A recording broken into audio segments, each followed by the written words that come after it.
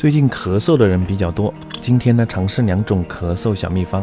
如果你也咳嗽，可以在家里试试看。首先是橙子，小橙子1个切掉头，放一个小碟里面，撒上适量的食盐，然后把切下来的盖子盖回去。橙子呢端去蒸锅，冷水入锅，大火蒸15分钟。第2种呢是萝卜，这种小秘方对于有浓痰的有效。白萝卜半根洗净去皮，然后切小块，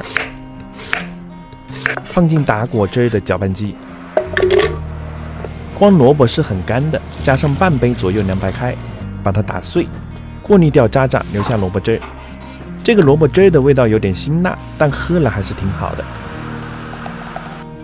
希望各位小阳人或者阳过们快点恢复过来。